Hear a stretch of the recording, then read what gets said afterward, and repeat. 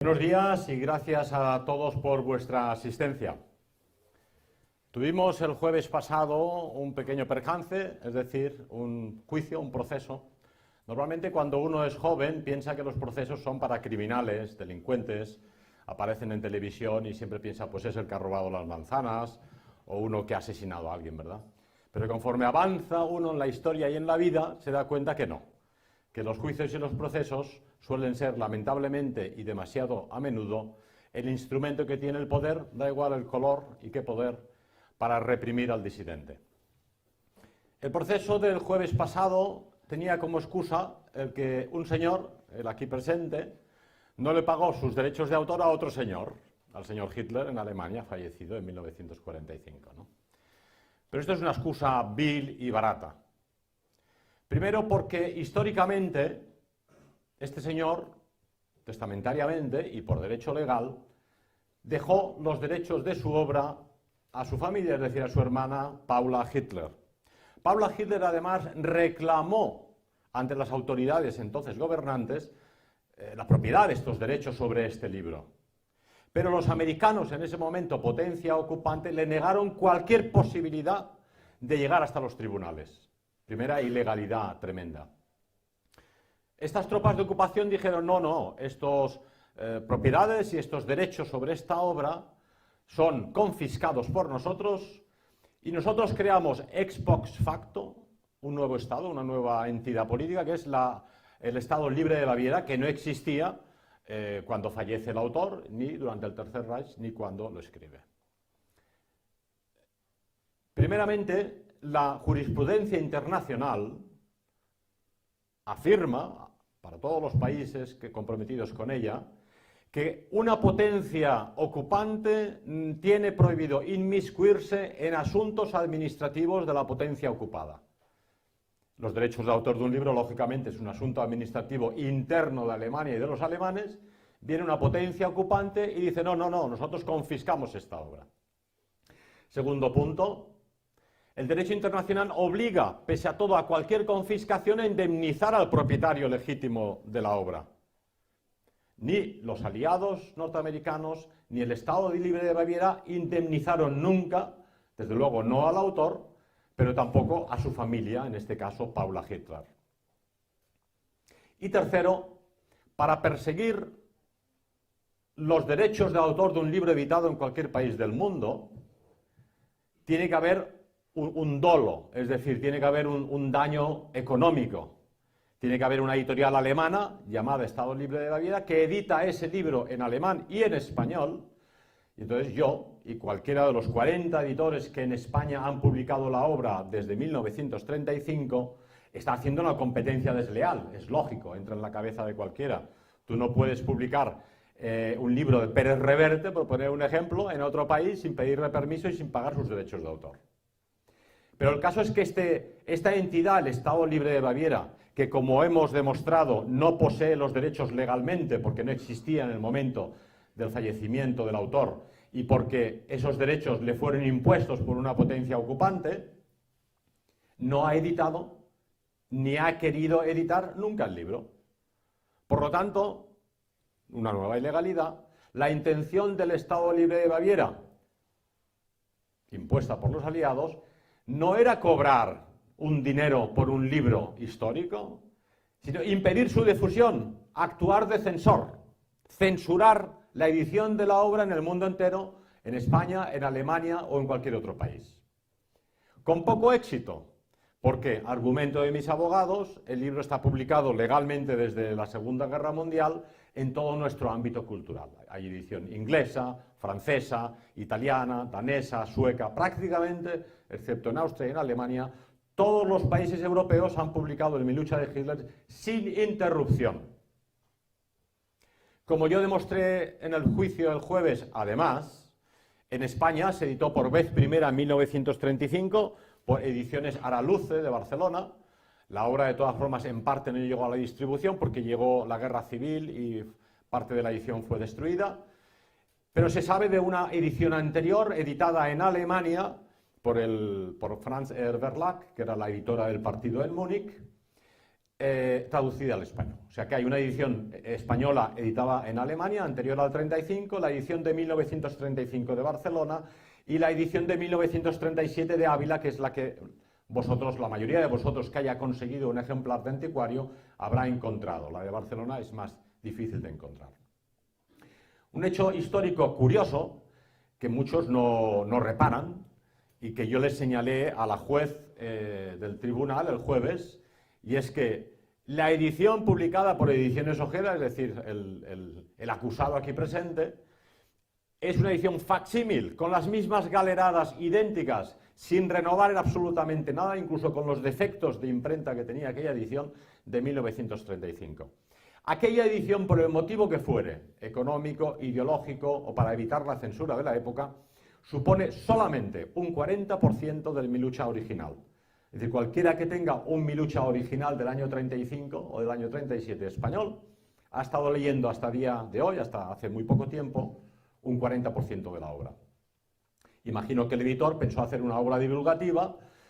Efectivamente, la obra está autorizada por el NSDAP, la traducción es fidedigna y el contenido es leal y además es lo esencial del libro. Pero cuando el libro abordaba temas muy nacional alemanes, pues el editor español simplemente esos capítulos no los tradujo y no los publicó. Según la legislación española, hay una ley de 1879 de derechos de autor que afirma que cualquier autor extranjero cuya obra haya sido publicada en español en España, si no la inscribe en España, en el depósito legal y en la oficina de la Biblioteca Nacional, a los 20 años ha perdido todos los derechos. ¿Cuál es el caso? Porque ni Hitler, ni Paula Hitler, ni el Estado Libre de Baviera inscribió nunca sus derechos sobre la traducción española del Milucha en España hasta el año 65, porque como sabéis, falleció en 1945, en abril, por lo tanto en abril del 65 caducaban estos 20 años, ¿verdad? Entonces, como veis, nos encontramos con una irregularidad, por no ya hablar de una ilegalidad detrás de otra. Pero la Fiscalía del Odio, cosa curiosa, la llamada autotitulada Fiscalía del Odio del señor Miguel Ángel Aguilar en Barcelona, recurrió a la audiencia de Barcelona diciendo que no estaba de acuerdo en que se diese carpetazo al caso. Primera pregunta, que le hizo nuestro abogado el jueves directamente delante de la juez. ¿Pero usted qué pinta aquí? ¿Qué pinta el fiscal especial para delitos de odio en un caso de derecho de autor, que es un caso civil, aunque ellos lo han hecho por la vía penal, ¿no? para aumentar la pena? ¿Acaso no tiene usted trabajo suficiente en su departamento? Es decir, que este fiscal no está exclusivamente dedicado a un tipo de odio, sino a perseguir personas en concreto. Mi abogado acabó el proceso casi con un gesto de humor diciendo: este fiscal habrá que cambiarle el título, en vez del fiscal de los delitos del odio, habrá que nombrarle fiscal del odio hacia Pedro Varela y sus amigos, porque es su especialidad, ¿verdad? En cualquier caso, el proceso finalizó, la sentencia caerá en breve tiempo, cuando la juez decida. No sabemos cuál es su criterio, aunque es evidente que el criterio de nuestro abogado es sólido. Primero, porque los derechos en España han caducado, porque la legislación internacional prohíbe a las potencias ocupantes confiscar los derechos de autor. Tercero, porque se prohibió a la legítima heredera Paula Hitler la herencia de esos derechos, porque nadie ha indemnizado a los propietarios de esos derechos, en fin, una detrás de otra. Y porque, evidentemente, la parte teóricamente dañada, que es el consulado alemán, ha dicho que no tiene ningún interés en continuar con el caso, que no quiere perseguir a Pedro Varela, que no quiere un duro de ese libro, que olviden el tema. Y, sin embargo, el fiscal de delitos de odio insiste en que hay que perseguir a Pedro Varela por haber editado este libro, siendo el último en ponerse en la cola. Llevamos ayer como 40 ediciones del Milucha editados en España y yo soy el 41, pero solo persiguen a uno concretamente. Con lo cual, llegamos al punto álgido de la cuestión, que es, se trata de una persecución política. Pero al margen de este tema, que es un tema personal mío, yo he cometido la quijotada de editar el libro Milucha en España y ahora pues me harán pagar por ello. Carece de importancia. Lo importante es hacia dónde vamos y en qué situación nos encontramos. Como sabéis, este fiscal especial ha sido elegido ad hoc para este departamento y esta Fiscalía Especial para Delitos de Odio ha sido creada, yo diría, ad hoc para este fiscal. Tenéis que saber que este fiscal es el que ha redactado la nueva ley Gallardón. Curiosamente, un hombre de la izquierda progresista, es de la Unión de Fiscales Progresistas. Como sabéis, la judicatura y la fiscalía en España está dividida entre la asociación profesional, que son los jueces conservadores, me imagino, o se dice, y luego los progresistas, que es el nombre moderno para llamar marxistas, ¿no? Pero es así. Y luego una gran mayoría de jueces, todo hay que decirlo, que no son ni de uno ni de otra asociación, que es lo que tendría que hacer un juez, no asociarse a ninguna parte que no fuera algo meramente profesional o científico. En 1966, la ONU propone la creación de esta idea de perseguir los delitos de odio.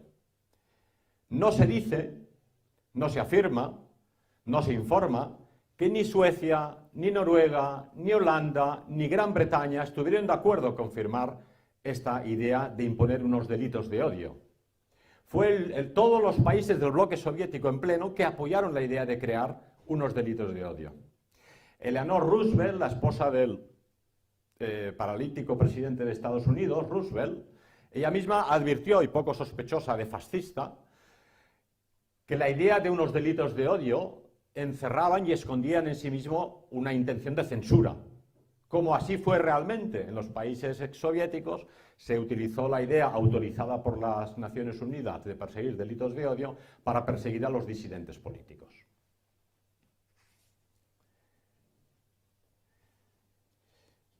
¿Cuál es el problema de la progresía? Ellos crean una utopía, y esa utopía es que una vez persigamos el odio y aniquilaremos el odio erradicado de la mente humana, llegaremos a la paz eterna, la paz del cementerio, decían algunos, ¿verdad? Pero eso es una utopía, y como sabemos, la primera víctima de la utopía es la libertad de expresión. Porque, ¿qué es el odio?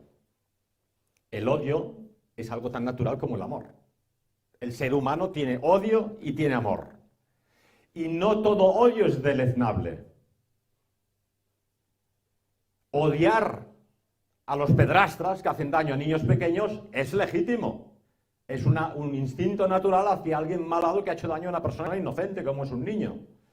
Odiar a los violadores, que en Colonia, en la Plaza de la Estación, Navidad pasada, violaron 1000 chicas alemanas sin su consentimiento, es legítimo si yo soy su padre o su marido o su novio o ellas mismas. Tienen la legitimidad del odio. Odiar a los criminales internacionales que tratan las naciones como meras acciones que se pueden comprar y se pueden vender y que arruinan los pueblos y las naciones es legítimo. Pero digámoslo pronto, yo no digo que no haya que perseguir el odio ilegítimo, el odio que crea realmente violencia. Hay un odio que se traduce en el odio hacia personas, objetos o pueblos o naciones, y eso no es aceptable. No es aceptable desde la antigüedad clásica, ni desde el humanismo cristiano, y ni desde los preceptos teóricamente democráticos de la sociedad en que vivimos.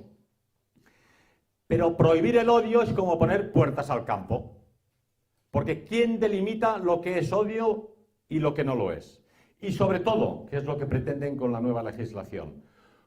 ¿Cómo delimitar que el odio legítimo, que acabo de definir, puede provocar un odio legítimo? Es decir, el odio de una persona hacia alguien.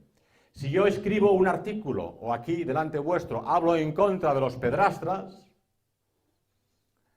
por ejemplo, la extrema izquierda europea, los progres, los verdes, en toda Europa, en muchos partidos políticos con representación parlamentaria están defendiendo la legalización de la pederastía. Y luego se rasgan las vestiduras cuando la prensa del sistema encuentra un cura o un sacerdote degenerado que se ha aprovechado de un niño, ¿no? O sea, ellos tienen dos barras de medir. Si lo hace un cura, muy mal hecho, yo lo echaría de cura y además lo metería en prisión si realmente se certifica que ese cura ha cometido ese delito, pero a su vez defienden la legalización de la pederastía para ellos mismos, ¿verdad? En cualquier caso, si yo escribo aquí una nota criticando la pederastía, uno de vosotros la lee y cuando sale por la calle se encuentra con uno de la extrema izquierda progresista o con un sacerdote declarado culpable y le pega una paliza, pues es lógico que no hay que dar una paliza, que hay que entregarlo a la ley y la ley ya lo ajusticiará o ya lo meterá en prisión. Pero ¿cómo determinar que mi discurso hoy aquí ha provocado que tu acción en la calle es delictiva? Por ahí van los tiros. Es decir, la primera redacción de la ley contra los delitos de odio era que se perseguía el odio directo, lógicamente. Si tú perseguías a un esquimal porque matan focas a palos, o a un danés porque matan delfines a palos, tanto contra los toros de España, pero en las Islas Feroe y en Islandia por ahí matan delfines a palos como un rito iniciático de los jóvenes escandinavos. Bien, si yo escribo contra estos esquimales o contra estos escandinavos porque matan focas a palos o delfines a palos, es mi opinión como amante de los animales y de la naturaleza, ¿verdad? Tengo el derecho de denunciarlos y de ponerlos en evidencia. Lógicamente, eso no autoriza a ninguno de vosotros a ir a Dinamarca y darle a un danés una paliza porque ha matado un delfín esa mañana. O irse a Groenlandia y matar a un esquimal que toda su vida no ha hecho más que matar focas y comer grasa de foca para no morirse de frío, ¿verdad? Las circunstancias atenuantes hacia ellos existen, ¿no? Pero la nueva redacción de la ley pretende que mi discurso aquí contra los daneses y contra los groenlandeses es un delito de odio, porque puede provocar que alguno de vosotros al salir de aquí le dé una paliza a uno de ellos. Esto rompe absolutamente con toda la tradición jurídica occidental, porque la tradición jurídica occidental habla de la necesidad de que las leyes sean exactas, lo que llaman ellos lex certa, la taxatividad del crimen. El crimen tiene que estar perfectamente delimitado y descrito. No puede ser genérico, no puede ser borroso, no puede ser opinable según quien lea la ley. Y la pena a ese delito también tiene que ser exacto. Esta ley hace exactamente lo contrario. Esta ley pues agrupa un montón de posibilidades delictivas y un montón de posibilidades y de legalidades diversas que incluyen, por ejemplo, la producción de libros. Claro, ahí incluyen las imprentas. La imprenta a mí me encargan un libro y yo lo imprimo. Si el libro es el libro rojo de Mao o las obras del Marqués de Sade, que era un sádico, todo se ha dicho entre nosotros, pues a mí que me explica, yo soy la imprenta. El productor, que es el editor, oiga, pero yo no lo he escrito, lo ha escrito el autor, el señor Perales o el señor que ha escrito sobre José Antonio, yo solamente soy el editor. Incluyen al que lo vende, es decir, la librería que vende ese libro entra en el tipo delictivo, una cosa inenarrable, porque entramos en una auténtica nueva época oscura de la censura. Pero no solo eso, añaden al poseedor, es decir, el que tenga el libro en casa. No os lo perdáis, es la puerta abierta a una censura pura y dura. Todavía no han ido a casa de nadie a quitar los libros que está leyendo, pero a mi casa sí han venido. Y se han llevado los libros de la biblioteca, no solo los de mi editorial. Pero la ley les autoriza y les da permiso para entrar en vuestras casas y si tenéis 2 ejemplares de un libro de José Antonio, diráis que sois josantonianos y eso os hace sospechosos. ¿Por qué? Porque ahora vamos a la guinda del pastel. Ahora ellos han incluido lo que llaman la polarización grupal. ¿Qué quiere decir eso? Quiere decir que para la aplicación de los delitos del odio, ellos ahora van a hacerte un escaneado cultural de tu persona. Y en la ley citan claramente 15 posibilidades. Por ejemplo, los pósters que tienes en tu habitación. Es fuerte, ¿eh? Si alguno de vosotros tiene un póster de Carlos V, de Felipe II, que vaya con cuidado, en Cataluña por lo menos. Pero como tenga pósters de alguien más cercano de los años 30, eso ya es agravante del delito. Primero es polarización, es decir, vas a entrar en investigación por tener ese póster y además, si se te encuentra culpable, eso es agravante. Otro punto. Sabéis que yo he estado siempre en contra de los tatuajes, de que la gente vaya disfrazada como piratas del Caribe del siglo XIV, pero no es mi problema, cada cual puede tatuarse en el trasero lo que le dé la gana. Pero realmente es antiestético, no es bonito, y además teniendo en cuenta que el cuerpo humano es la carcasa de vuestra alma, es un templo del Espíritu Santo, hasta cierto punto no tenéis derecho de estropearlo, de malgastarlo, de engordarlo, de enfofarlo y de tatuarlo. Pero en cualquier caso, en esta polarización del delito incluyen la policía hará fotografías o si se ve en fotografías que el personaje lleva tatuajes.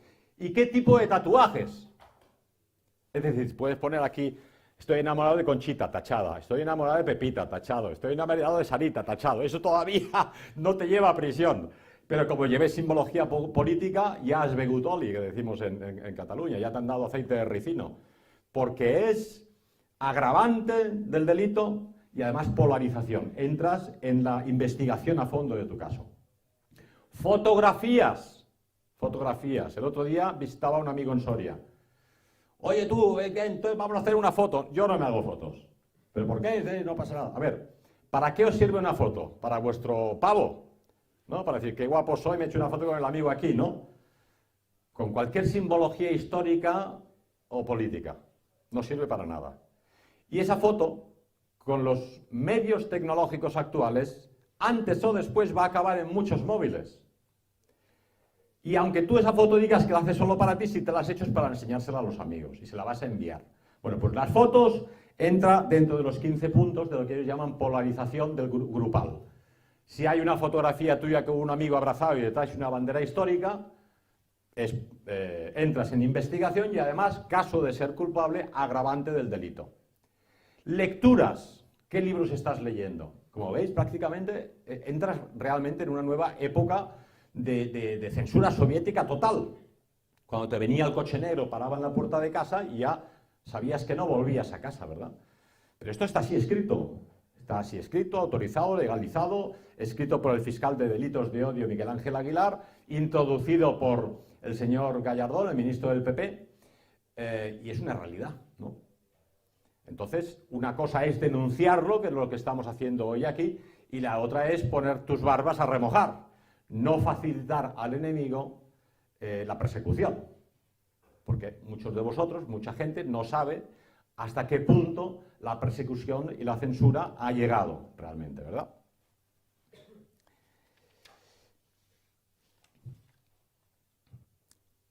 Las leyes del odio, sobre todo, debilitan los movimientos sociales que quieren mejorar la situación de las poblaciones.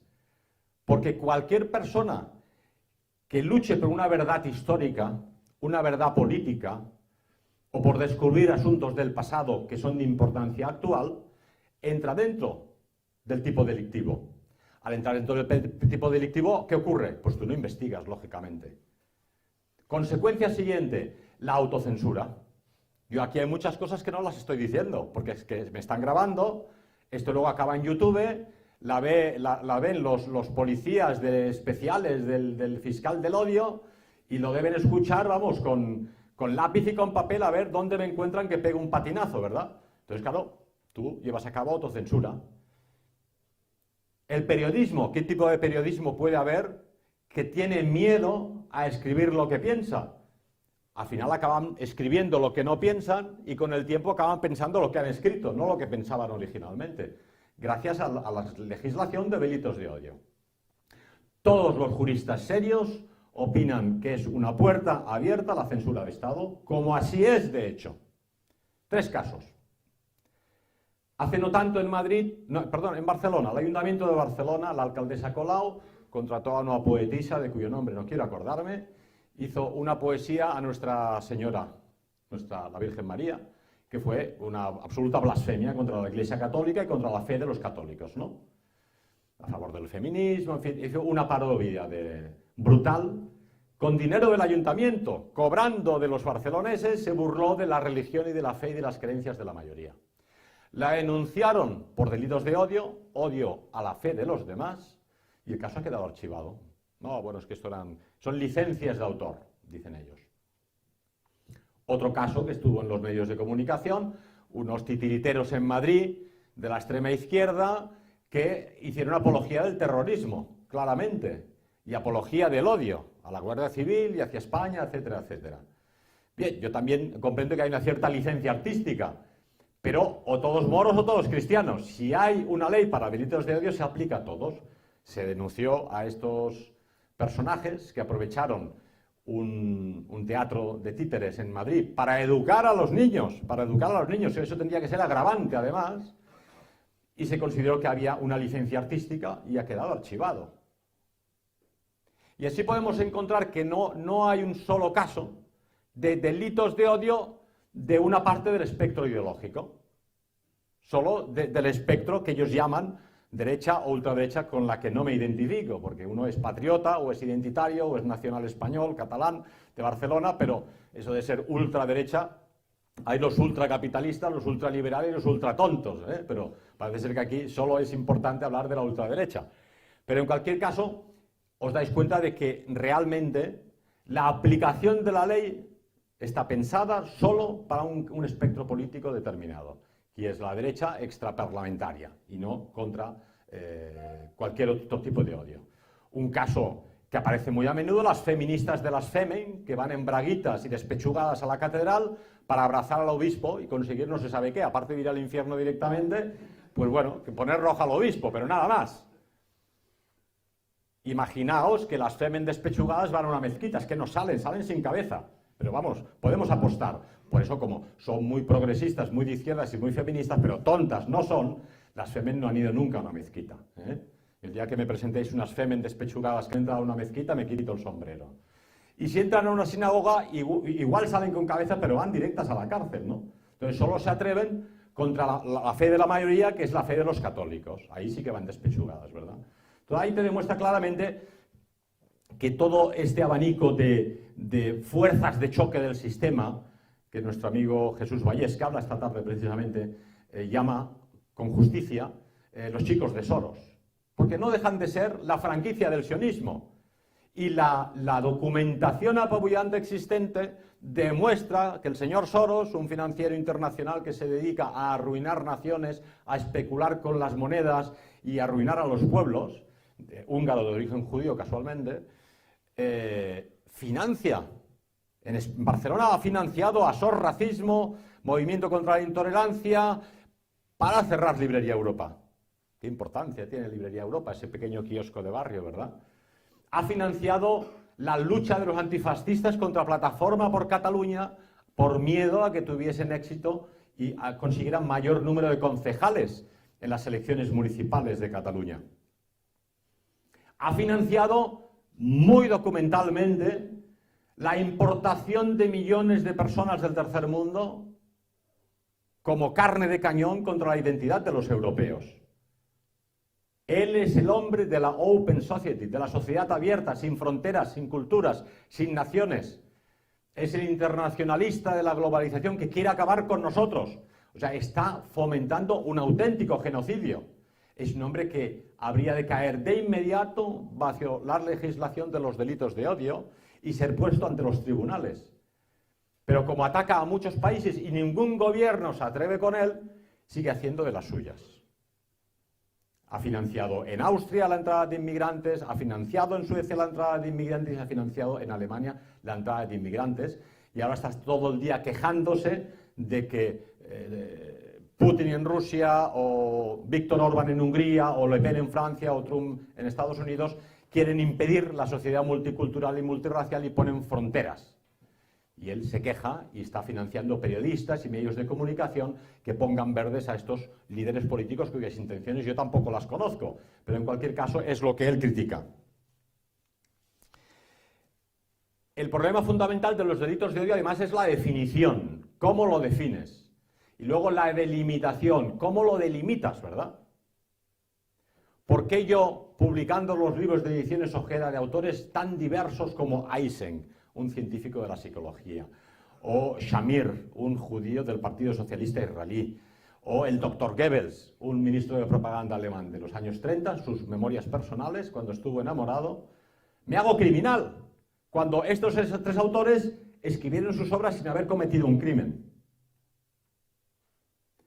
Entonces no os voy a aburrir mucho en este tema, porque es un tema prácticamente jurídico, pero la ley está redactada para que se pueda aplicar de forma amplia, para que se pueda aplicar de forma arbitraria y que se pueda aplicar ad hoc según los deseos del juez, lo cual deja en una inseguridad jurídica tremenda al ciudadano.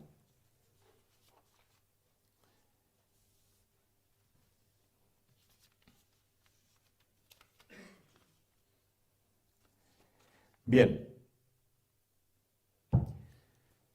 Toda esta cuestión, hemos venido del Milucha a la ley del odio, no es más que una parte del frente, porque el tema que tocábamos hoy era precisamente nuestra libertad de expresión en peligro. Sabéis que Facebook, donde todo el mundo expone su biografía, las fotos de cumpleaños, con quién ha estado, con quién ha tomado un potaje esta tarde, da su información privada gratuita al mundo entero, cosa que nunca he entendido demasiado. Sabéis además que el señor Zuckerberg, propietario de Facebook, además de pertenecer a una de las 13 tribus perdidas, el objeto de cuyo trabajo es precisamente perderse, parece ser sobrino de Rockefeller, ¿no? Entonces, le estáis dando toda vuestra información privada a los servicios de información norteamericanos o israelíes, ¿no? Antes los servicios secretos tenían que gastar dinero, pagar a un confidente, pagar a un espía que te espiase qué haces, dónde vas, dónde vive tu novia, en qué trabajas, se lo das todo gratis. No solo eso, con Google hay herramientas para evitarlo, pero nadie lo hace. Tenéis que ir a Google e ir desconectando todas y cada una de las posibilidades de espionaje que le dais gratuitamente. Google hace un mapa, que podéis ver vosotros en Internet, de dónde has estado el día de ayer o la última semana. En el mapa de Barcelona, de Berlín o de Madrid o de Zaragoza, dónde te has movido, dónde sueles ir a comer, dónde vive tu novia, dónde vas al cine. Hay un mapa perfecto. Ellos dicen que lo hacen por razones comerciales o para ayudarte a ti. Cuando les dices desconecte, dicen no lo haga, no le interesa. Porque así te ofrecen el McDonald's que hay más cerca, a 50 metros tienen una Coca-Cola fría. Este es el truco, pero lo saben todo de ti. Puedes desenterrar, tú puedes desenterrar los billetes de avión que has comprado hace 3 o 4 años y dónde estuviste y qué fecha volviste. ¿Qué llamadas telefónicas realizaste? El control es absoluto y total. Pero además esa aparente sensación de libertad que tenéis, porque todo el mundo tiene su muro en Facebook y pone lo que le da la gana, no es real. No es real.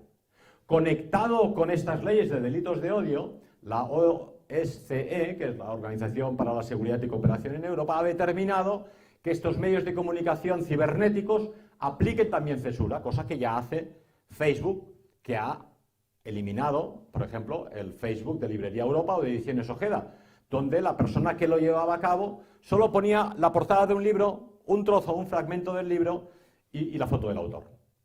Pero a lo mejor había algún autor poco estimado y ha sido simplemente dado de baja. ¿Para eso qué hace falta? La monitorización. Tiene un equipo, gracias a esta ley, tremendo, que va monitorizando las páginas de Facebook de todo el mundo. ¿Qué pones? ¿Qué dices? ¿Qué opiniones políticas tienes? Eso es censura pura y dura. O sea, una cosa es que persigan la perversión en Facebook. Pero esa perversión, incluso si el Facebook es cerrado y es para ti, pues allá tú con tus problemas. Si esa página fuese abierta al público.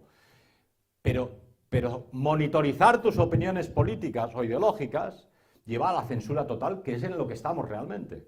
Y entonces este equipo que monitoriza cada uno de los Facebook solo necesita que 2 o 3 personas escriban a Facebook y digan, señores, esta persona de Pepito o Menganito de esta asociación o grupo político tiene ideas de odio, discurso de odio o delito de odio.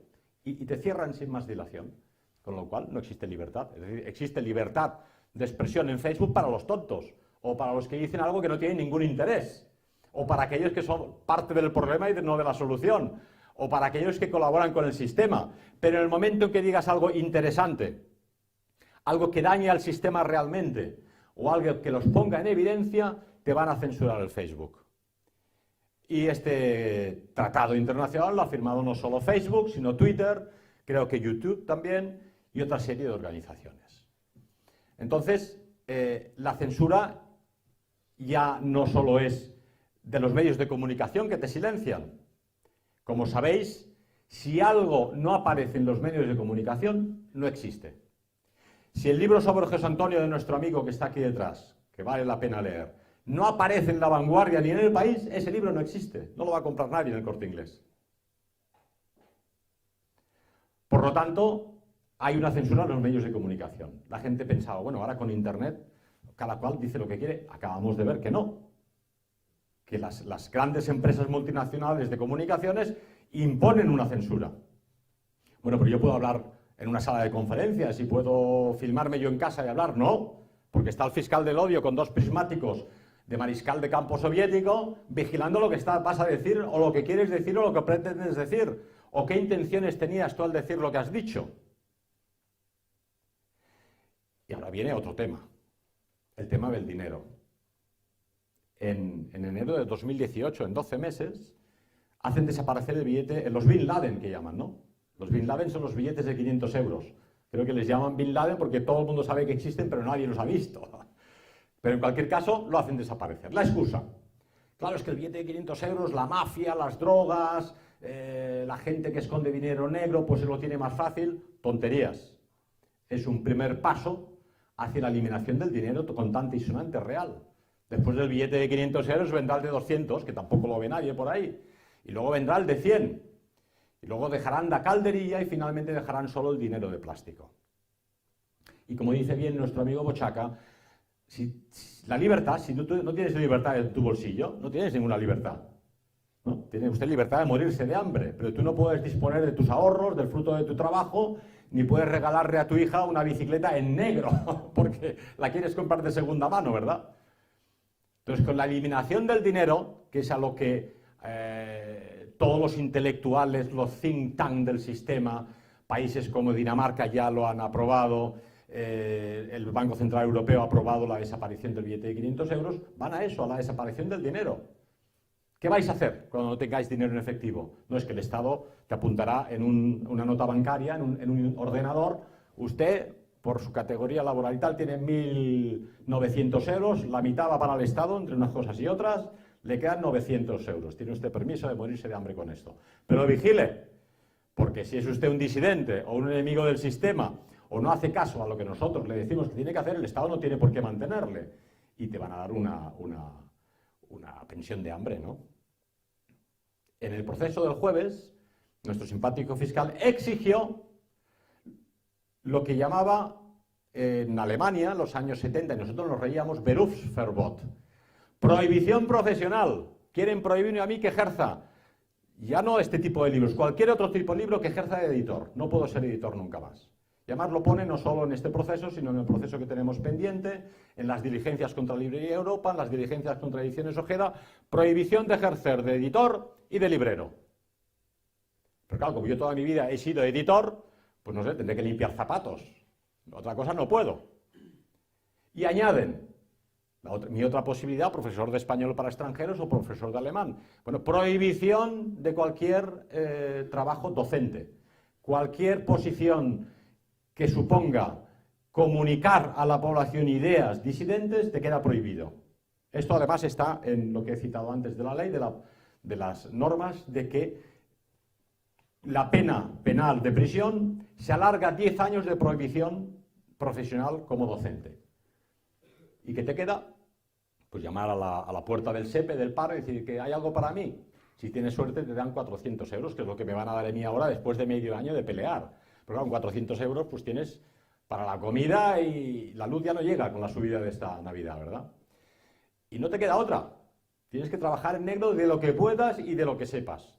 Y esto que es mi caso, y el caso de muchos amigos en Europa, sobre todo en Alemania, que han pasado por esto, en Francia el profesor Forrisson, que acaba de cumplir 88 años, cifra criminal, pues también fue expulsado de la universidad, se le prohibió cualquier trabajo docente.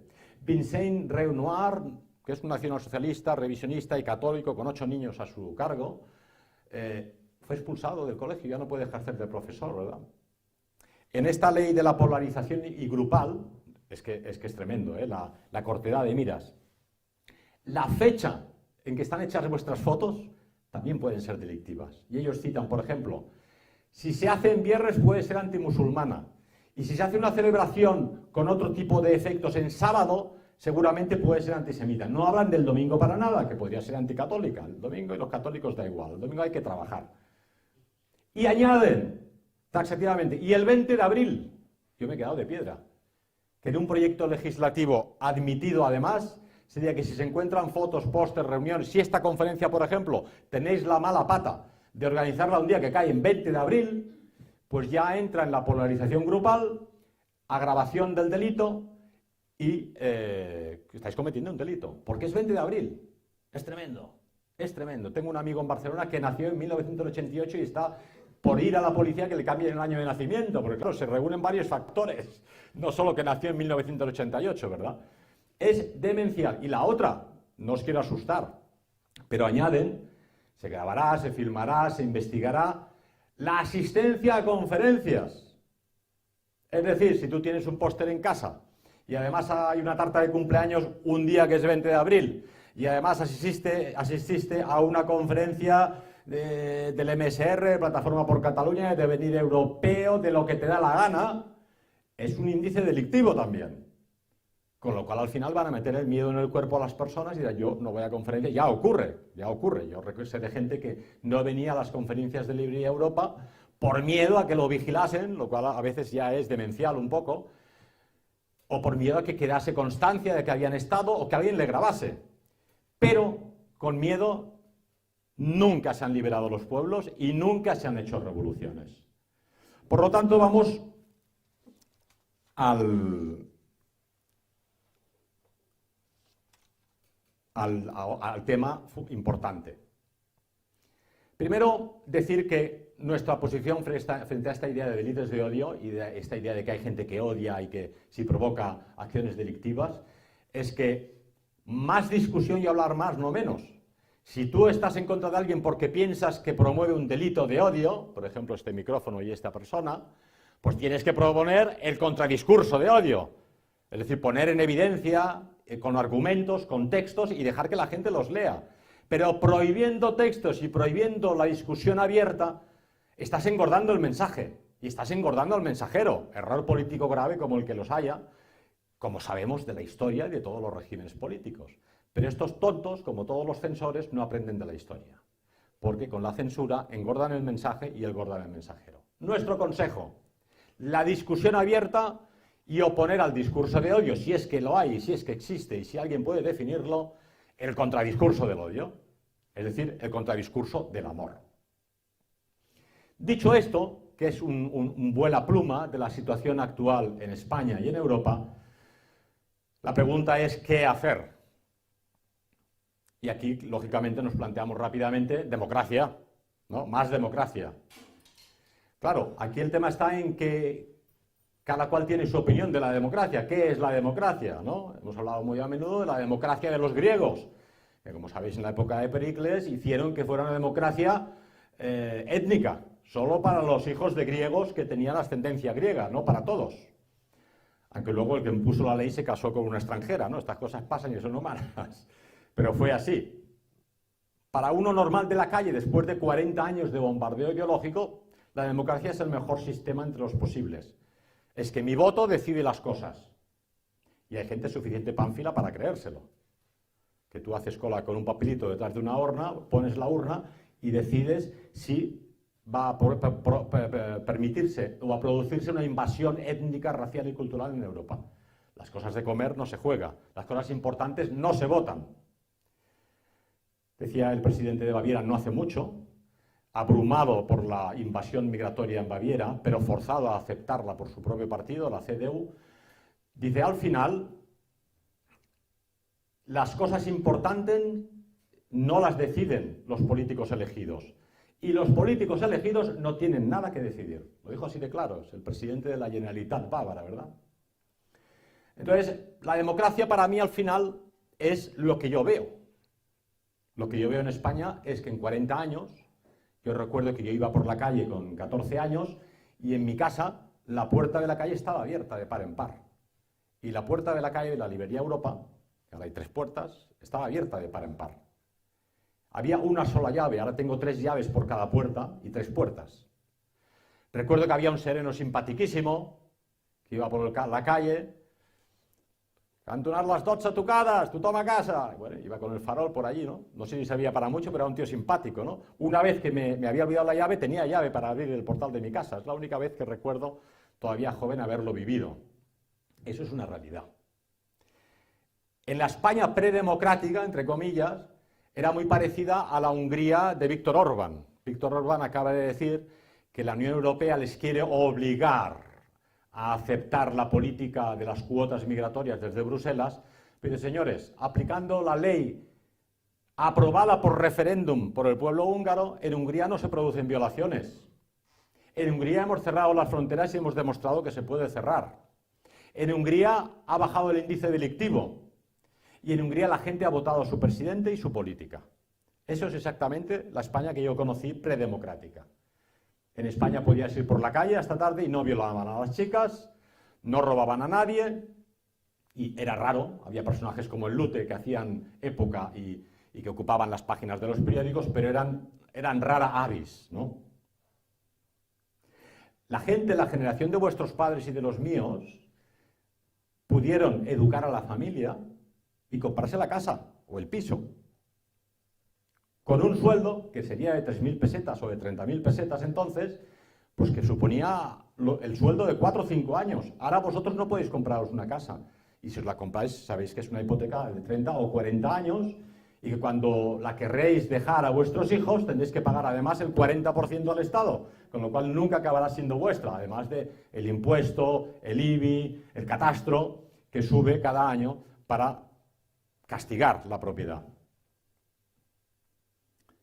Yo no tengo nada en contra de las opciones sexuales que se dice hoy en día tan de moda, ¿no?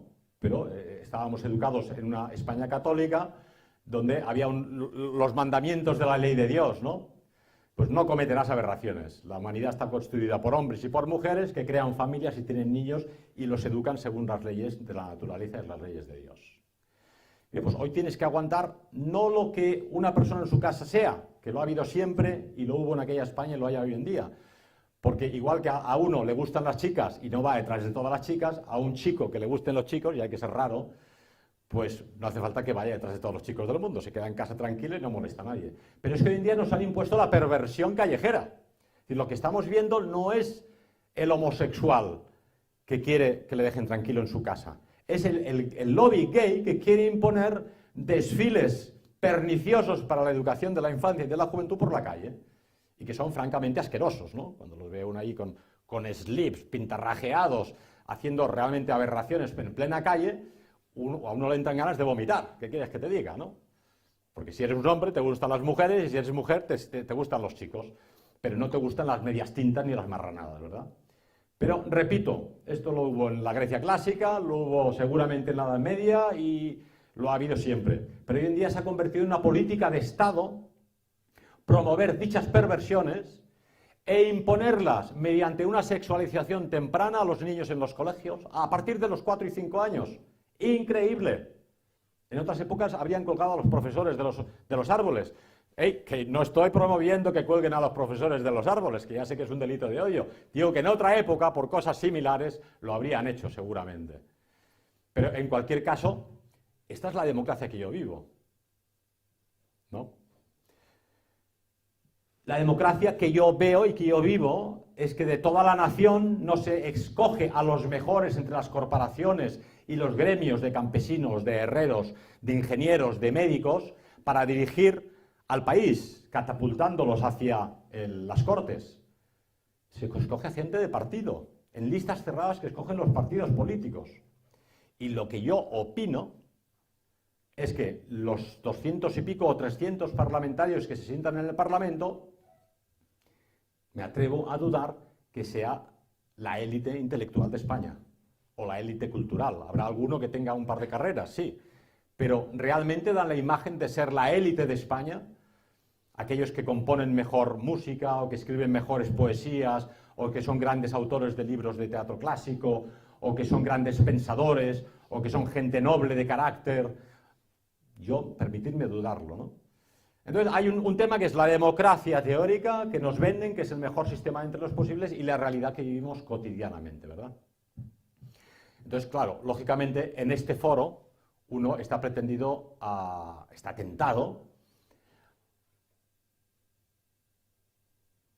despenalizar el fascismo. Uy, qué peligro.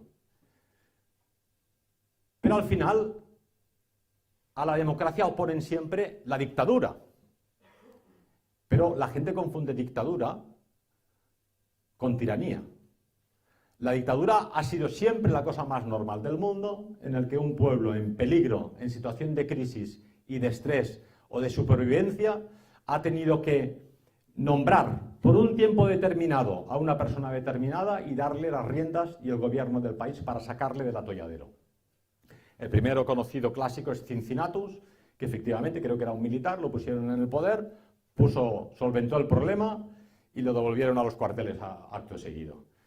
Eso y no otra cosa fue Franco, un militar que estaba en África con las tropas coloniales, aquí iban quemando iglesias y violando monjas y matando los jefes de la oposición política.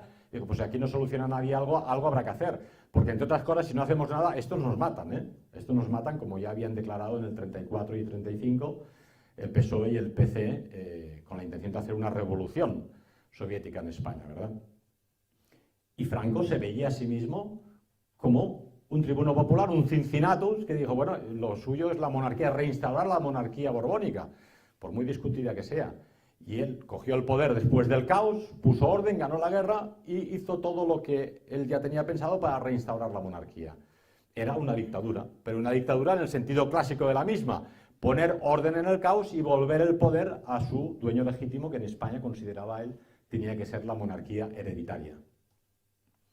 No es otro el caso de Hitler, y tocó a un personaje que es prácticamente el diablo, pero me atreveré a decir más. Hitler no solo fue un tribuno popular y un dictador, sino que él se veía a sí mismo como el garante de la libertad del pueblo alemán y su prosperidad, y que tenía que llegar al poder para poner otra vez orden en el país y devolver posteriormente el país a su orden constitucional. De hecho, él no anuló la Constitución de Weimar y no anuló el régimen anterior, simplemente disolvió el régimen de los partidos políticos. Y llevó a cabo una revolución pacífica, sacrilegio, pero así es. La revolución política del nacionalsocialismo no tiene parangón porque fue una revolución pacífica. Los hombres de la SA intentaban desfilar en paz y si la extrema izquierda de los comunistas de la época provocaban, intentaban evitar la provocación. Solo en defensa propia, lógicamente, intentaban defenderse. Un hecho poco conocido. En 1933, el Partido Comunista, con el apoyo soviético, planeaba una revolución sangrienta en Alemania. Cuando Hitler llega al poder, instituyen el primer campo de concentración en Dachau, donde encierran a 5.000 personajes dentro de estas fuerzas revolucionarias. En Navidad del mismo año 33 son liberados 2.000 de los mismos. Esto aparece además en las actas del juicio de Nuremberg, ¿verdad?, de 1946. Y en el año 34 volvió a ocurrir lo mismo. No es sino cuando ya se acerca la guerra y en plena guerra, donde Alemania se ve invadida por una serie de potenciales enemigos de muchos países y con soldados de tropas de ejércitos enemigos que tiene que alojar en algún sitio y se produce aquella explosión de habitantes en los campos de concentración. Pero esto es una realidad. En cualquier caso, la discusión democracia-dictadura a estas alturas quizás se queda también corta, porque nuestra época ha cambiado y ha evolucionado mucho.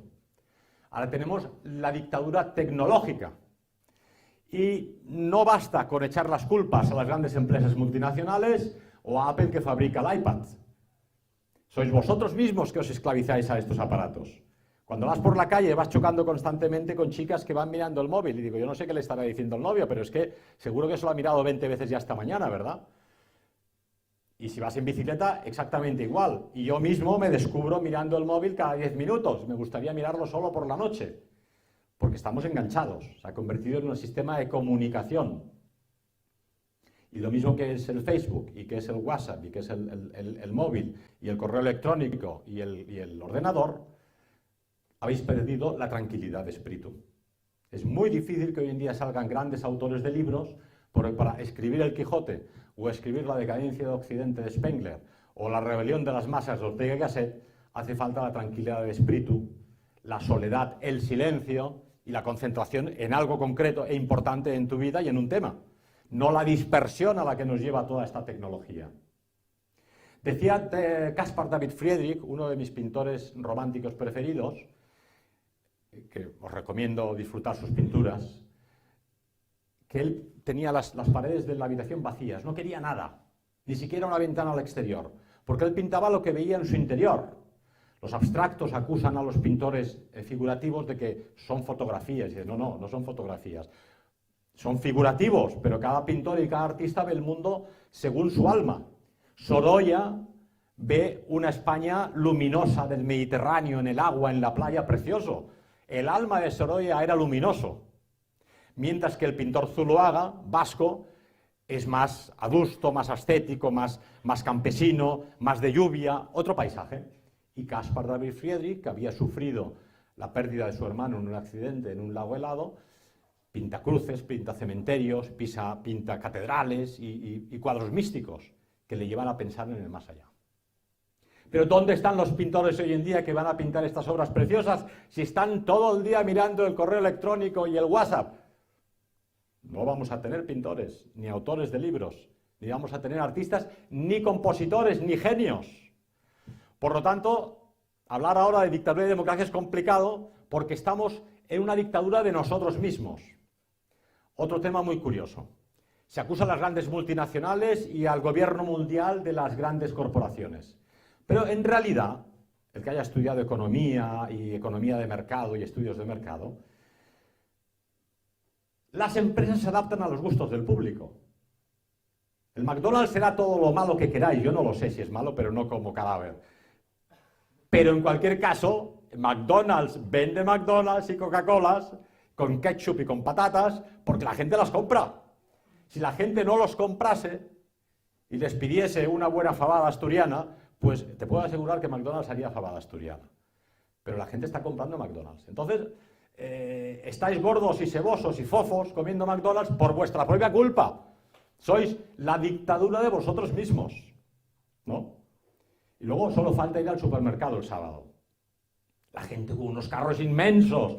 Parece que tengan que dar de comer al Alcázar no se rinde o al cuartel de la montaña. Pero compran para ¿cuántas? Son 7 o 8 niños. No, somos yo y la niña. Oiga, pues, por eso dicen luego que el 30% de los alimentos en España se derrochan. Lamentable. Caduca, ¿no? Tiene un poco de florecido, en vez de rascarlo como hacíamos antes de pequeños, si está florecido lo tiran, ¿no? Antes no tirábamos nada, comíamos lo que había, rascabas lo florecido. Claro, para la industria alimentaria eso es un negocio tremendo, porque yo estoy siempre comiendo, yo lo digo siempre, yo como reserva y con suerte como gran reserva, porque muchos amigos y camaradas me traen comida caducada y yo me la como bien caducada, como el Rioja, y la verdad es que me sienta de maravilla. Porque, lógicamente, la industria alimentaria se cura en salud y caduca las cosas un año antes de que caducan. Si no es, no sabría qué decirte, pero es que hasta los yogures caducados saben buenísimos. En cualquier caso, estamos en pleno consumismo. Somos esclavos del consumismo. Y como el capitalismo en el que vivimos nos salpica a todos consumimos más de la cuenta. Un detalle curioso que me avergüenza. Hay gente tan buena que me quiere tanto que me envió un amigo, me envió de Toledo 3 cajas de pastas de Toledo fantásticas, ¿no? Los camaradas que me visitan en casa los jueves ya los han probado y están encantados con ellos. Pero si yo me como entero todas esas pastas de Toledo, vamos, acabo con diabetes, ¿no? Un amigo de Valencia me ha enviado 2 cajas de horchata. A mí me encanta la horchata, pero claro, podría bañarme como Cleopatra en horchata. En vez de leche de burra, en horchata, ¿no? Y otra persona ha enviado una caja de naranjas. Yo les agradezco de corazón todo esto, ¿no? Pero vivimos en la abundancia. Sin tener dinero para ir al supermercado, vivimos en la abundancia. Y de hecho todos los dietistas de reputación dicen que con un puñado de nueces, un par de avellanas del Brasil y un poco de copos de avena y 4 yogures es que aguantas el día. Estamos sobrealimentados. Somos esclavos de nuestra propia dictadura. Entonces, como vemos, el problema del sistema no es tan fácil. De decir, bueno, son los partidos políticos, hay una conspiración mundial de la masonería, como ha explicado nuestro amigo Isaac Peral muy bien, y es real y es existente, pero para liberarnos de ese poder, hemos de liberarnos primero de nuestras propias debilidades. Porque el enemigo, ¿por qué ha prosperado la masonería teórica frente a la masonería práctica, creo que se llaman, ¿no? Pues simplemente porque los cristianos empezaban a dejar de ser cristianos. Si los cristianos tienen fe realmente, no van a acumular dinero antes de morirse, ¿no? Porque todos, es cierto, acumulamos coches y piso y propiedades, que además no os vais a llevar al otro mundo, no os vais a llevar absolutamente nada. Yo me canso de repetirlo, porque parece que es algo que la gente se olvida. Somos peregrinos hacia casa, y en esa peregrinación has de llevar una alforja mínima. En la Biblia dicen que no lleves ni alforja, ¿no? Ni alpargatas, pero bueno, las alpargatas y la alforja aún. Pero todo lo que tú acumules, lo que es un lastre para tu camino, para tu peregrinación. Un lastre primeramente de salud. El índice de cáncer en Occidente es 50% superior al que hay en Japón o en China o en África. ¿Por qué? Pues seguramente porque estamos sobrealimentados y comemos demasiado y mal y hacemos poco ejercicio. Pero además es un lastre espiritual. Ahora me decía un amigo que había tenido un problema con el Santander, el Banco de Santander, con Botín. Y pues me tronché de risa con Botín, porque tan millonario, tan rico, el más rico de España, y acabó envuelto en una sábana, como todo el mundo, me decía. Digo, toma, pues tienes razón. ¿De qué le ha servido a Botín ser el propietario del banco más importante de España? Absolutamente de nada. Al contrario, probablemente se va a acabar con Pedro Botero.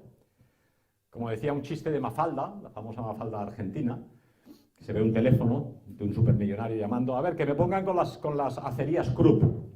¿Qué quiere? Quiero que me fabriquen una aguja, lo más grande posible. ¿De qué tamaño? Que quepa un camello por el ojo de la aguja.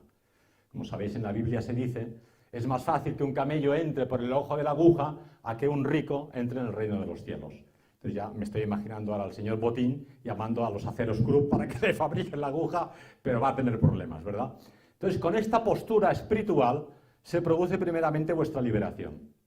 Y una vez estás liberados de todas aquellas ataduras materiales que os atan al mundo, ya el enemigo tiene poco poder. Oiga, es que cómprese otro coche. No, es que no necesito coche, yo en la bicicleta voy bien. Mire, me acabo de comprar un coche de cuarta mano que me va de maravilla para lo que yo lo uso y además igual me lo vendo. Oiga, pues vaya al supermercado otra vez, pero es que no lo necesito. Yo, que la verdad, he puesto 4 gallinas en casa y me dan huevos cada día y voy que ardo, ¿no? Entonces, la vida simple que decía San Francisco va a ser vuestra liberación. Primero, de las posesiones materiales. Segundo, os podéis cabrear cuando desaparezca el dinero, que el banco se quede las comisiones o que el sistema os robe. Pero solo os cabrearéis si le dais demasiado valor a los bienes materiales. Si dejáis de dar valor a los bienes materiales, os cabrearéis mucho menos. Para mí, honestamente, ha sido una liberación. Se me llevaron todo el dinero de casa, todo el dinero de la familia y no me lo van a devolver. Primero coges un cabreo, lógicamente, pero estás tantos sábados que me ahorré ir a comprar para tener 4 duros y se lo llevan estos desgraciados, ¿no? Se han llevado los 15.000 libros, tampoco los van a devolver como los anteriores. Los 3 Mac recién comprados se los han llevado. Bueno, pues Dios proveerá, ¿no? Apareció un amigo suizo que me trajo un portátil de segunda mano y vaya maravilla, y soy feliz, ¿no? Y hay gente que me envía comida, entonces en realidad me han liberado de posesiones que me ataban, ¿no? Entonces el sistema, como he dicho antes, con estos delitos de odio y esta persecución, lo que está haciendo es engordar el mensaje y engordar al mensajero. Craso error. Por lo tanto, la lucha a la que nos avecinamos no solo es una lucha que denuncia la democracia de la destrucción, la democracia de la multiculturalidad, la democracia de la invasión racial, la democracia de la tiranía económica, sino que es una lucha que libera al ser humano espiritualmente, porque sabe producir primero una revolución espiritual en vuestras almas para que luego podamos llevar a cabo una revolución política.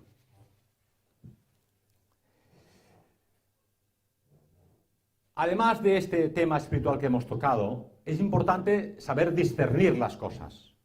Muy a menudo discernimos las opiniones políticas por la persona que los dice. Si es de la izquierda, no me interesa. Bueno, a ver, igual tiene algo bueno que decir. Si es de los nuestros, pues igual es un melón, ¿no? Hay algún camarada que me dice, yo cada día soy menos de los nuestros. Porque cuando ves a los que son de los nuestros, ¿cómo son? Fumando, tatuados, borrachos, de juerga, de señora. Dice, bueno, ¿este qué tiene de los nuestros? No sé, es que coges a un chaval del Frente de Juventud y si lo comparas con esto y dices, no, no es lo mismo. Yo soy de aquellos, pero no de los nuestros. Entonces, realmente hay que juzgar si una cosa es verdad o es mentira. Si esa cosa la dice Churchill, o la dice Hitler, o la dice Stalin, o la dice un podemita, me da igual. Y si el libro es muy famoso, también me da igual. Hay que saber leer entre líneas y decir, este hombre tiene razón o no la tiene. Y lo que dice tiene sentido o no lo tiene. Un problema que se produce con el tema de las tecnologías, y es la retroalimentación. Nos cerramos en un castillo. ¿Quién tenéis en el WhatsApp? Pues la gente con la que compartís ideales. Políticos de montaña, de ciclismo, pero al final se reduce a 3 o 4 grupos. La familia, los políticos, los del club. Entonces ellos te envían, oye tú, que el Soros ha hecho esto, y tú le envías otro, pues el Soros ha hecho esto otro. Al cabo de 3 meses lo sabes todo del Soros, porque todo el mundo te envía el mismo WhatsApp del Soros. Y entonces nos retroalimentamos, nos retrocabreamos mutuamente y nos salimos de nuestro gueto. Es un gueto realmente. Solo vemos con las orejeras de la mula aquello que nos ofrecen los amigos, los camaradas, los cercanos. Creo que sería intelectualmente muy saludable un día cerrar el WhatsApp y abrir un WhatsApp con los de Podemos para ver qué piensa la izquierda. Hay 6 millones de votos o 5 millones y medio les han votado. Una cosa son los estalinistas, marxistas y radicales que quieren imponer la justicia popular y el tiro en la nuca. Pero la población que ha votado a Podemos, ¿por qué lo ha hecho? ¿Qué piensa? ¿Qué esperanzas tiene? ¿Qué siente? No lo sabemos, porque estamos todo el día alimentándonos entre nosotros, ¿verdad? Entonces, eso es un error que hay que subsanar, hay que ampliar la capacidad de miras. Lógicamente uno no puede estar en contacto con el mundo entero, pero a veces sí conviene cogerse una semana sabática y decir, hoy me voy a informar solo de lo que piensan los vegetarianos. Yo voy a informarme solo los que piensan los carnívoros. Ahora está de moda la dieta de solo carne como los prehistóricos, ¿no? Porque quieren estar fuertes como el hombre de la prehistoria. Claro, en la prehistoria se morían con 30 años, esa es la otra. Pero en cualquier caso, las versiones son buenas igual, ¿no? Y hay que ser capaz de tener la amplitud de miras para escuchar al oponente y llegar a un entendimiento. Tercer punto fundamental. Lo mismo que hemos criticado las democracias, el sistema de los partidos políticos, y que no aceptamos ni entendemos la división de los pueblos en partidos políticos, hemos de intentar ganarnos a los contrarios, cosa que nadie hace. Los de Podemos estoy convencido que no tienen ningún interés en ganarse a los del PP. Y los del PP ya han tirado la toalla la posibilidad de ganarse a los de Podemos, porque aquellos van con corbata azul y los de Podemos van con melena, o sea que aquí hay un problema estético, por lo menos, ¿no? Pero leí el otro día las actas del juicio de Nuremberg, cuando entrevistaban a Sauckel, que era el ministro del Trabajo. Le preguntan cuál era la misión del Partido Nacional Socialista una vez ya estaban en el poder y ya el Reich funcionaba. Convencer a nuestros enemigos. ¿Qué quiere decir? Estábamos siempre intentando convencer a los obreros, a la gente sencilla, a los comunistas, a los funcionarios del Partido Comunista, y nuestra gran alegría era hacerlos del partido. Y de hecho lo conseguimos. Todos ellos se hicieron del Partido Nacional Socialista. Muchos antiguos comunistas radicales acabaron siendo funcionarios del NSDAP. Imagino que los aliados tuvieron un cortocircuito, pero esa era realmente la idea del nacionalsocialismo de Hitler. Coger a los oponentes políticos, fueran comunistas o socialdemócratas, y convencerles de que su idea era la auténticamente socialista y que había que unir a toda la población en una meta más elevada. Pero hoy en día parece que hemos cavado ya las trincheras, estamos en una guerra de posiciones, cada cual tiene su posición bien establecida, y no quiere ni tener contacto con la gente del frente de delante, ¿no? Seguramente habéis visto esta bonita y famosa película de la Primera Guerra Mundial, en la que se produce una pausa la noche de Navidad y un soldado alemán empieza a cantar el Heilige Nacht, ¿no? Noche de paz. Los británicos la escuchan y se ponen a cantarla también. Al final el alemán se levanta, le quieren disparar y no, va desarmado. Salen y ambos bandos cantan juntos fuera de las trincheras el Noche de Paz navideño. Es un hecho histórico, además. Acaban jugando al fútbol, se abrazan, se lo pasan bomba, y como era Navidad y añoraban la familia, fue un acto realmente precioso, ¿no? Es una película que os recomiendo. Eso que hicieron en la Primera Guerra Mundial y que se acabó cuando escucharon las baterías de artillería que volvían a escupir fuego, es lo que hemos de conseguir en el frente político. Lo que sabemos y lo que pensamos no sirve de nada para decírselo al que ya está convencido, porque si solo hablo para los que están convencidos, es tiempo perdido, Por eso yo insisto en que se filmen las conferencias, por ejemplo, la de masonería anterior, porque en vez de escucharla a un centenar de personas, en YouTube seguro la van a escuchar 1000 o 3000 o 10.000 personas. Entonces hay que aprovechar el esfuerzo de una persona que viene desde Madrid o otra provincia para dar una conferencia, el esfuerzo vuestro para organizarla, para conseguir la máxima difusión en el máximo número de foros posible. Por lo tanto, cuando habláis, tenéis que hablar pensando que os escucha una persona que no es de vuestro campo. El famoso libro que hizo la sección juvenil de CEDADE, Ética Revolucionaria, que acaban de secuestrar por segunda vez, acusado, no os lo perdáis, de posible homofobia. Toma ya, aunque no habla del tema para nada, pero lo secuestran. Cuando se editó, se escogieron los cuadros y se ampliaron los pensamientos, se hizo pensando, ¿qué puede pensar la mamá de cualquier chico en España que lea este libro? ¿Y qué va a pensar una chica joven que lea este libro y que no esté en nuestro campo? Cuando lo lea, su reacción tiene que ser positiva. Por lo tanto, hemos de exponer y expresar aquello que pensamos de forma positiva. Somos amantes de la naturaleza, pero ¿quién hay ahí fuera que no sea amante de la naturaleza? Todo el mundo ama la naturaleza. Es una de las grandes cosas de nuestra época, es que la gente va más a la naturaleza porque se ha dado cuenta de que estamos encerrados en la gran urbe del capitalismo. Amamos el deporte. ¿Quién no ama el deporte hoy en día? Está lleno de gente haciendo deporte y corriendo por las calles de las grandes ciudades. Yo voy al gimnasio ahora otra vez, después de 6 meses de paro por medios económicos, y tengo una inquietud doble. Por un lado, la alegría de ver tanta gente haciendo deporte, pero luego vas a misa el domingo y no hay nadie. Es un artículo que quiero escribir: gimnasios llenos, iglesias vacías. Aquí se produce una ruptura del alma humana. Todo el mundo está preocupado por enseñar el pompis en verano en la oposición bikini, muy guapos, pero ¿y el alma? Piensa que cualquier día de estos te vas como botín, enrollado en una sábana. ¿Y el alma? ¿Qué has hecho por ella, no? Y pensar que los católicos, los que seáis católicos, la misa es un regalo constante. Y cualquier día de estos nos vamos a quedar sin curas. La cosa va por ahí. No podréis ir a misa aunque queréis y no podréis celebrar como Parsifal la Sagrada Eucaristía donde nuestro Señor está presente, la de gracias que os regala, ¿no? Pero el discurso no era ese. El discurso era cómo plantear el amor al deporte, la religiosidad, la naturaleza, todo eso de forma que lo entienda todo el mundo. Quítale la estética que nos ha puesto Hollywood, de la ultraderecha, skin, criminal, y ya está. Y es un libro que es un gran éxito, por eso lo han secuestrado. Porque gusta a todo el mundo. No he encontrado a nadie que diga, esto es una ñoñería y no me interesa, ¿no? Es que tiene éxito. Así es como hemos de pensar nuestra forma de hablar, nuestro discurso, nuestros libros, nuestra forma de presentarnos en el exterior. Si uno de vosotros viene con pelo corto o con coleta, me tiene sin cuidado. Lo que me interesa es el corazón de las personas y su dedicación a la causa y su esfuerzo por los demás.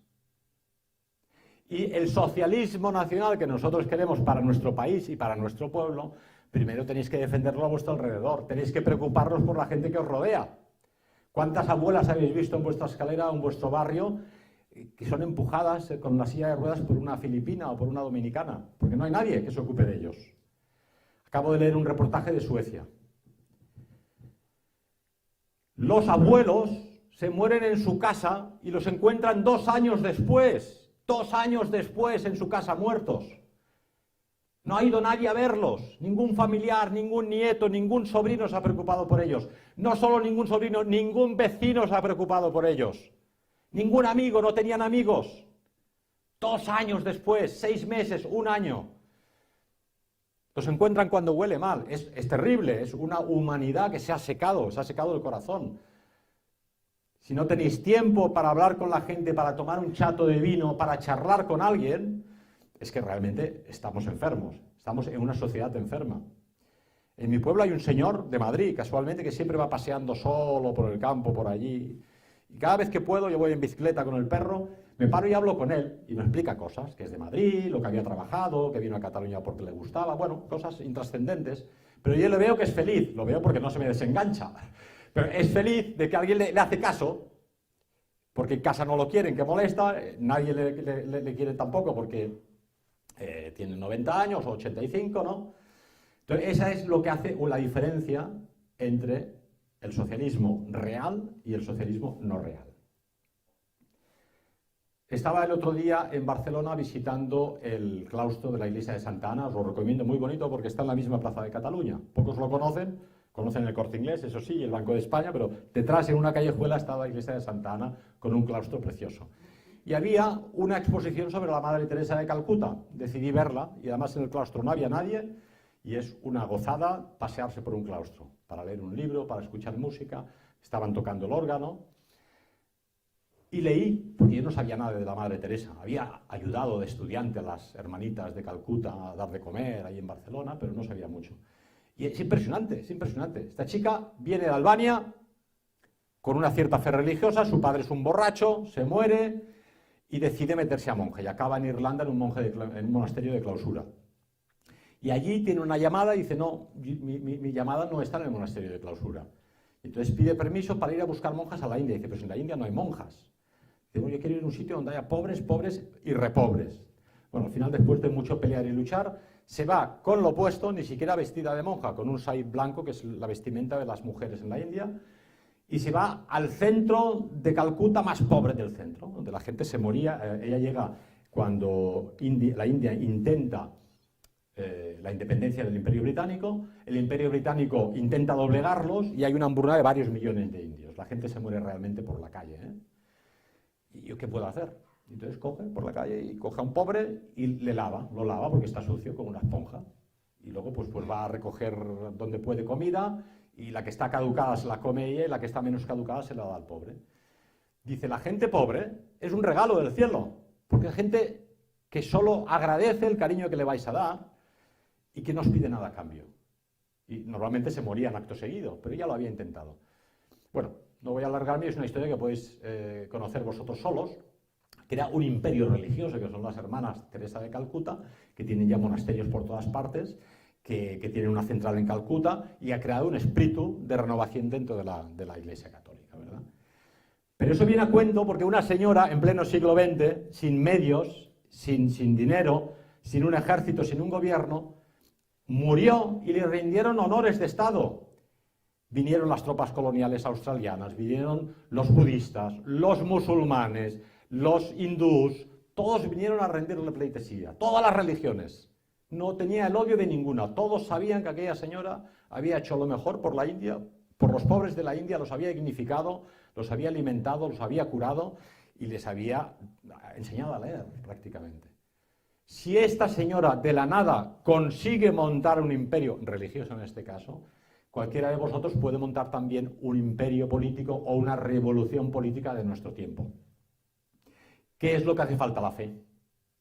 Sin fe no tenéis nada que hacer. Hitler venció porque tenía fe. Era un hombre pobre de Austria que lucha en Baviera, alimentándose en Viena originalmente a base de pan y leche, y monta un movimiento político en Baviera, lo encierran en prisión y R que R continúa, dice, pero todo lo hemos de hacer legal y todo respetando las leyes. Y llega al poder. Claro que nosotros no somos Hitler ni somos la Madre Teresa de Calcuta, pero en nuestro ámbito personal, aquello que os propongáis lo conseguiréis solo si tenéis fe. Y la fe es un producto del amor, y el amor en acción es el servicio. Y el servicio, y no otra cosa, es el fascismo. Quien quiera ver otra cosa en la doctrina de José Antonio, en el fascismo de Mussolini o en el nacionalsocialismo de Hitler, se equivoca. O en la doctrina católica. Es el servicio a los necesitados. Por eso el que se dedica a la política, primeramente debe tener un acendrado sentido del servicio. Me dedico a servir a los demás, no para llenarme los bolsillos, como hacen en el PP, no para pegar un tiro en la nuca a los enemigos políticos, como propone la extrema izquierda, y no para ser famoso e importante, porque para eso no tenemos tiempo y no tenemos tiempo que perder. Yo no sé cuál es el horario aquí previsto. Muy bien. En cualquier caso, lo importante es resumir que la dictadura a la que vamos, mundial, es solo posible, A, porque los cristianos han dejado de ser cristianos y porque damos valor a los valores del enemigo. B, porque somos esclavos no solo de la globalización y de las grandes multinacionales y de la masonería y del sionismo, somos esclavos de nosotros mismos. C, tenemos que liberarnos y la primera liberación debe ser material y luego espiritual. Y finalmente, para crear un movimiento político hace falta fe, más fe. De lo contrario, no llevaréis a cabo la revolución que necesitamos. Muchas gracias.